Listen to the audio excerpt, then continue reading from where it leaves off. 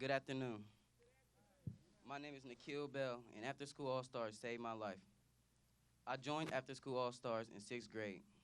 I grew up in a single-parent home and watched my older brother struggle with gang activity and other delinquent behaviors during the after-school hours. After my brother was shot, I knew I needed to choose another path. All-Stars was that path that changed my life. I am now in my first year of college, and I am very grateful for the organization that was founded by Arnold Schwarzenegger.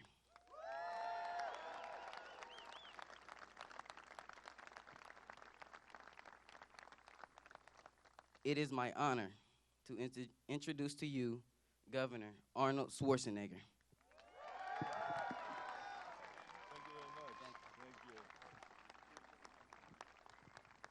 Well, thank you very much, Nikhil, for the wonderful introduction. And I'm so proud of you because you chose the right path. And you know, the only way that our kids can choose the right path is if we give them the opportunity. And this is why we started the after-school programs nationwide already more than 20 years ago. And I've been very passionate about that because it gives kids a chance to have adult supervision after 3 o'clock, because more than 70% of the kids come from homes where both of the parents are working, so there's no one there to tutor them and to take them to sports fields and train them and all this and help them with their homework. So this is why after-school programs are so important. So we are so proud, Nikhil, for the wonderful work that you're doing, that you're now in college, you're studying business, and you're going to be a genius. We love you. Let's give him a big hand again.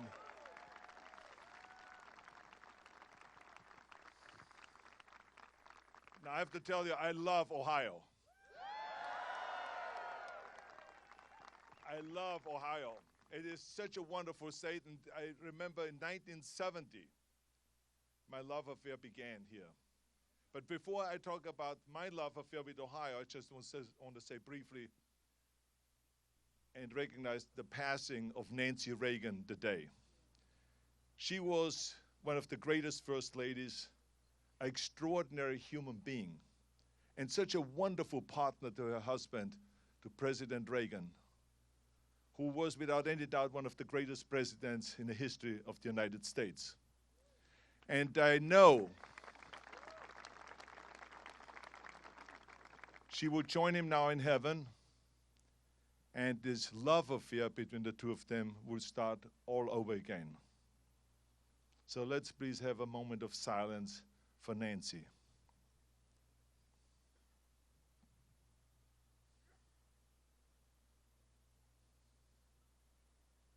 Thank you. Now let me talk to you about my love affair with Ohio. In 1970, Jim Lorimer, right over here. Jim, come up here for a second. No, just come over here. Just come over here, Jim, because it's very important that you see the person that is really responsible with my love affair. Right here he is. Jim, now give him a big hand. This is my partner here, Jim Lorimer. Jim Lorimer ran the world championships in weightlifting and in bodybuilding in 1970. And I won that competition. And I told him that the competition was so well run that I will come back after I retire from bodybuilding, and he will be my partner, and we will be running the world championships in Columbus, Ohio.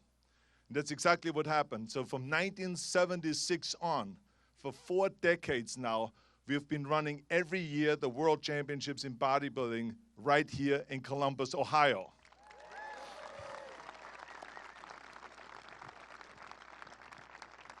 I just came from there because this weekend is the Arnold Classic Sports and Fitness Festival.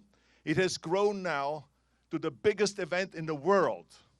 200,000 people are going through there and watching those events. We have 56 different sports, and we have almost 20,000 athletes participating.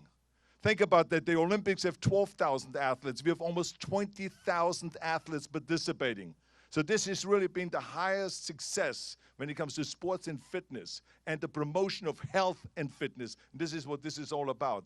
And the only way we could have done it is because of the great work and the dedication and the passion of the people of Ohio and specifically of Columbus. So a big hand to all of the people that worked so hard to make this happen.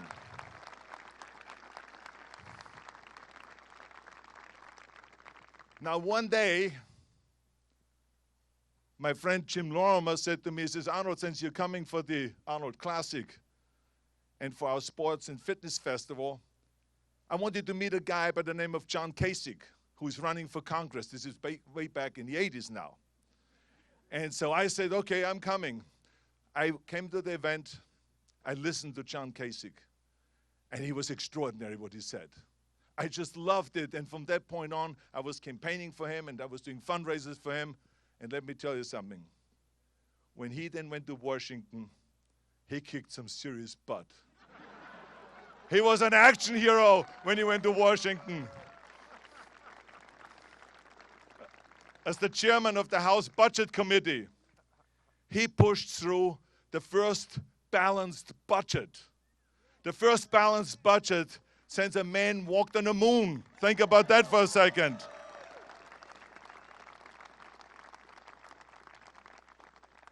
So he showed real action.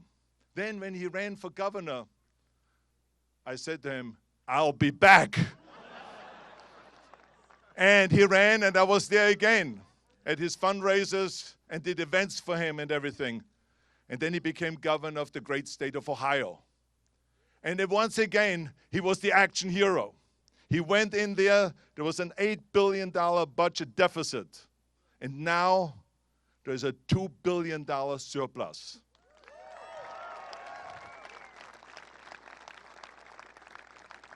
And not only that, he did this without raising taxes. As a matter of fact, he did the opposite.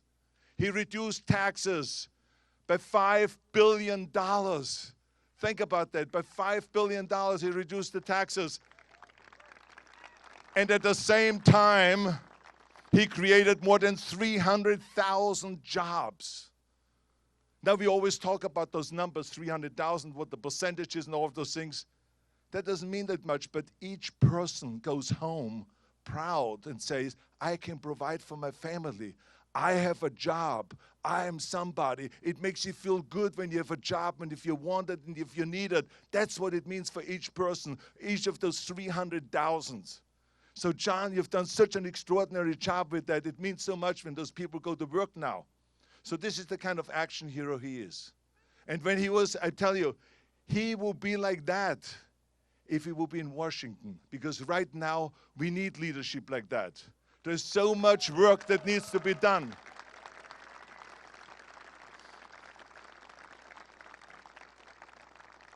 I tell you, I'm an immigrant.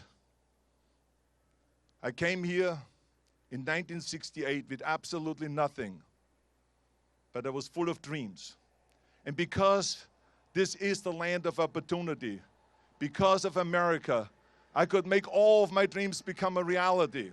Through hard work and dedication, I was successful in bodybuilding, in show business. I became governor of the great state of California. I made a lot of money, all because of America. This is the land of opportunity. It is the greatest nation in the world, no matter what anyone says out there.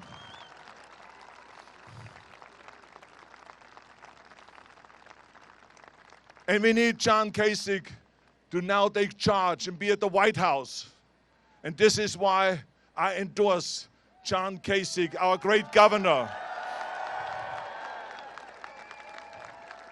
to be our Republican nominee and to be the next president of the United States of America, the greatest country in the world. Ladies and gentlemen, welcome my very good friend, Governor John Kasich. Thank you. Thank you, everybody. Well, let me just say to begin, by the way, that's the Kasich Express. It just keeps rolling. It just keeps rolling along, okay? I do want to say a word about Nancy Reagan because, listen, today my wife's going with me for a couple days on the trail. And I am thrilled that she's going to be with me. My staff is thrilled because they say that she keeps me in line. I have a sense that it was a little bit that way with Nancy Reagan and her husband, and she looked out for him every step of the way. And she made sure that the people that were She didn't do that, sweetie. But she made sure the people that were around him were people who were committed to what he believed in. And she was an incredible lady. She was very strong and a total class act. And I got to tell you, she's now, as she used to say, with her Ronnie and with the Lord, and it's great. So God bless them, and God bless America for what Ronald Reagan and Nancy Reagan did for this country.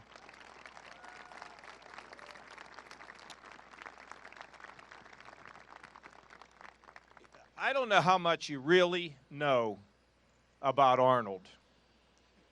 You know about him as the Terminator. You know about him as the big actor. He's going to be on this new great show, The Celebrity Apprentice. You'll be seeing that soon.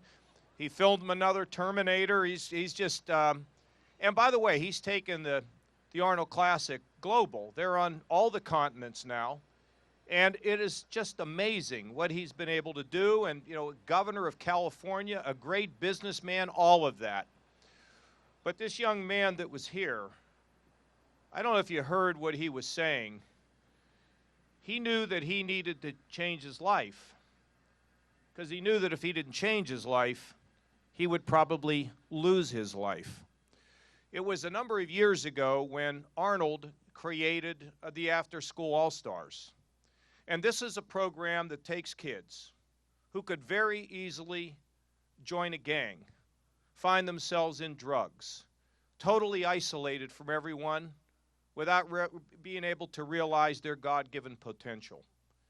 And this After School All-Stars is an incredible program, and it's growing. And I went to California back when I was in television, and I went to this place where Arnold was going to be. And when I showed up, I said, "Hey, has anybody ever seen Arnold here?" They said, "What do you mean? He's here all the time. He's here with the kids. He gives 100% of himself." Because of his commitment to After School All-Stars and what they have done for children who need to find their way, we are now running one of the biggest After School All-Star programs in any state outside of the state of California, because it's been his leadership that inspired me to make sure that this program is funded and has strong support. Now, Arnold, came, he and I have been friends for a long, long time. And he came here in 2010. Governor of California, he flew all the way in, did a fundraiser, flew all the way back, had a terrible schedule and said, "I want to help you." But when he came in after that long flight, I was whining to him about the negative campaigning that was going on in Ohio. And I was like, "Arnold, this is really not fair. This is not fun." And he looked at me and he said some of the best advice I've ever received. He said, "John, love the beatings. Love them." And I've been loving them ever since, okay? And it's just great. It's just like moguls. Eat up the moguls, John. That's what he told me. And then when I won, see, he gave me this jacket. And I don't know whether you know or you can see it, but I am officially the Terminator 2, the Governator 2. How about that, Arnold, huh, sweetie? For the first month, I slept in the jacket, with dreams of grandeur. So I want to thank you all for coming. And when I talk about that Kasich Express that just keeps chugging along, back in 1977, when I was running as a 24-year-old kid, we had a little newsletter called the Kasich Express, and it just keeps chugging along. I got into this race with my team, because you don't do anything without a team, because the country really needs help. The country really needs leadership. I think the reason why Arnold and I are friends is we both admire great leadership. We talked about Ronald Reagan. Ronald Reagan enabled people to play at a much higher level than they would normally play. When we think about great leaders like Winston Churchill, listen, those people over there, every night they were bombed, every night there was rubble in the streets, and every night he went on to say, "We will never, ever, ever, ever give in." And these kinds of leaders allow us to perform and to be able to accomplish real things in our lifetime. And, you know, when I think about Ronald Reagan, I think about the resurgence of America. But you know what else I really think about? That night when we all watched that Berlin Wall come tumbling down, and people who jumped on that wall with their little hammers, and I'm not sure what they were pounding. Maybe they were pounding out their hopes and their dreams and their spite at those security guards that tried to deny them their God-given potential. But leadership can bring about great things.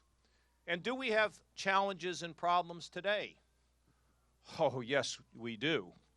Oh, yeah, there's a lot of people who are worried that their job one day won't be there anymore, that some crazy trade deal will somehow hit them up the backside of the head, and somebody will walk in and say, you're out of work. And you're 52 years old, and you don't know what the future is for you. These are people who, look, they put their money in the bank expecting to get some interest, and over the last number of years now, they got zero. And they watched a lot of people who have wealth be able to buy into the stock market and do well when they were stuck. Their wages were not moving. Or how about the mom and dad that have hopes and dreams like we have for our daughters, that what happens is they're living in the basement after ringing up a big college debt and not having any sense of a future. Or the senior who worries about their Social Security. You know, am I going to get it? And the young people who believe now that there's a better chance of seeing a UFO than a Social Security check. I get that. Or those who wonder, can we be safe in America? Are we a leader of the world anymore? These are real issues. You know how I understand them? Because I grew up in that town. I saw if the wind blew the wrong way, people were out of luck and they were out of work. And many of you have been with me for many years. I've never lost, in my mind's eye, I have never lost the sense that people who at times feel powerless, who feel they have no one to represent them, who feel in a lot of ways that nobody stands up for them. See, that's what I've been dedicated to creating economic security, opportunity, giving you a voice, people who sometimes feel no one's listening. You see, I know that I can go to Washington and pull this together. I know that I can go to Washington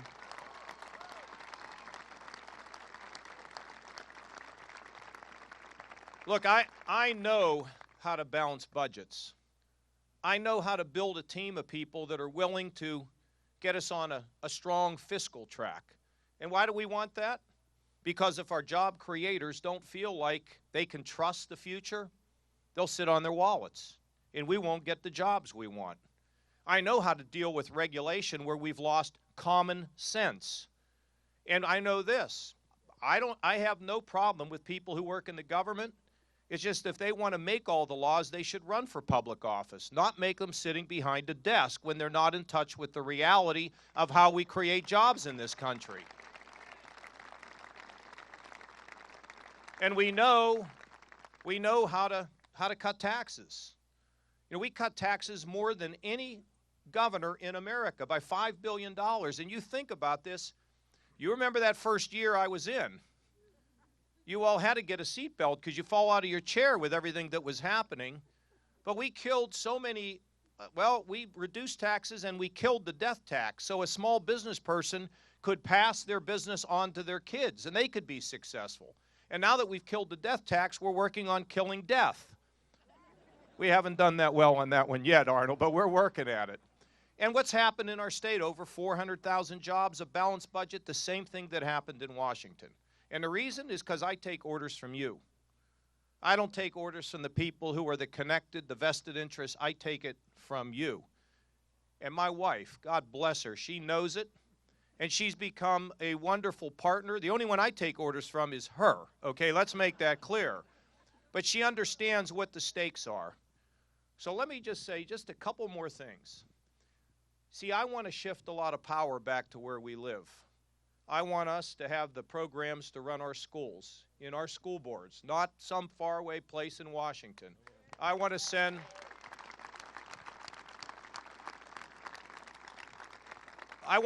welfare back here, so you know what? Welfare is not a way of life, but a way of getting out of the ditch. And we are doing that in Ohio, and I want to send those programs back.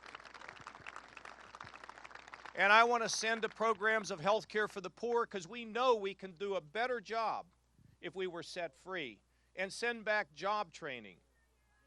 And send back transportation. Okay, so I'm going to send these programs back all within the first 100 days.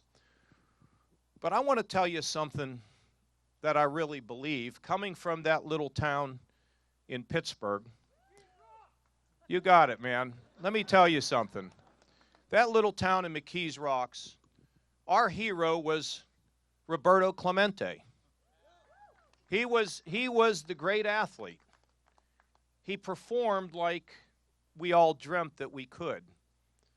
I didn't see my mother cry a lot, but I remember the morning she walked in my room in tears because she said Roberto Clemente had lost his life flying to help people in Nicaragua who had been hit by an earthquake. You see, in that little town of McKees Rocks, we didn't wait for any president to come galloping into our town. We didn't wait for some politician to come in and solve our problems. You see, the spirit of America, in my opinion, does not rest in politicians. We need to do our job to get things fixed where we're expected to do our job, what we are paid for. But the spirit of our country rests in you. It does not rest in a faraway city or a faraway place.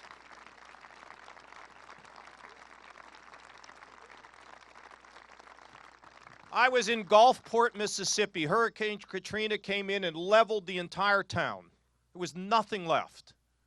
Maybe a couple of the safes that the banks had. And they went and got the cash. And they put it in a Winnebago. And they set card tables up in front of the Winnebago. And people came to get the cash they needed to survive. And they wrote them an IOU and passed out tens of millions of dollars in cash.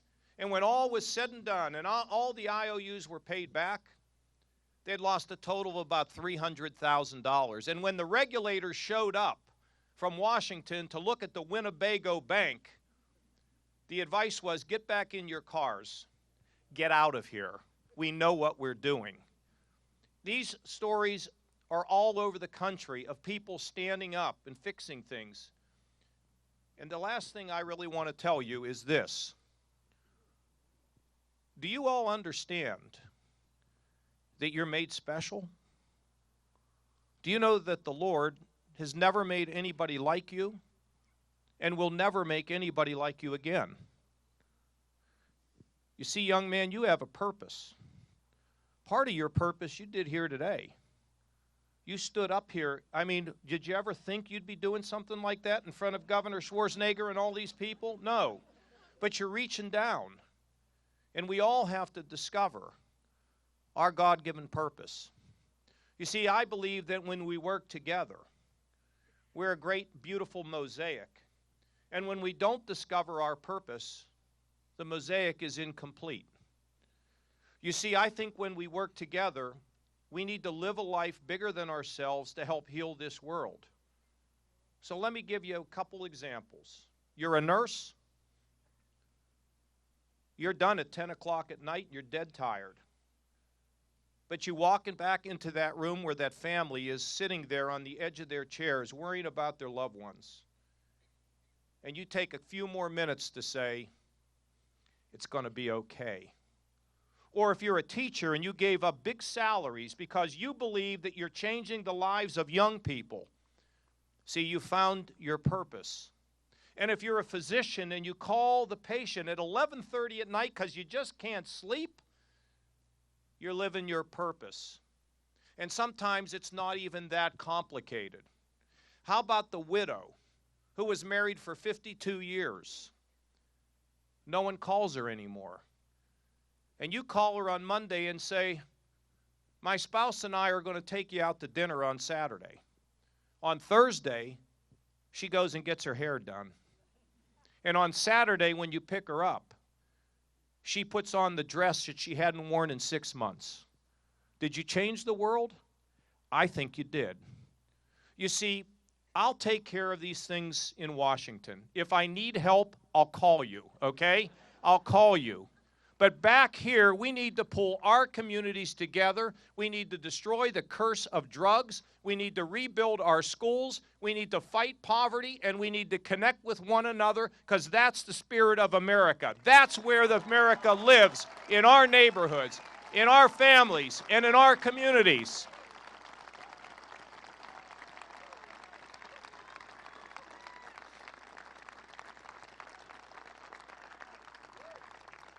So we're coming up to an election. We're going to have an election in Michigan on Tuesday. You know, I told him that, I asked Urban Meyer to lay down in that Michigan State game, knowing the primary was coming.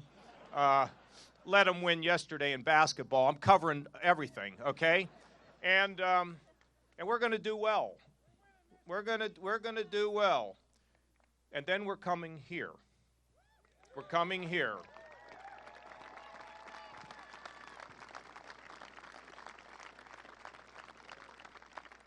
I think it's important that in Ohio, we not only send a message to the country, but we send a message to the world that positive efforts in politics and not name-calling, sliming, or big suggestions about how you're going to fix things, that a positive message in raising the bar for our kids will win. We'll win in this country, and we'll move America forward. Thank you all very much, and God bless y'all. Thank you.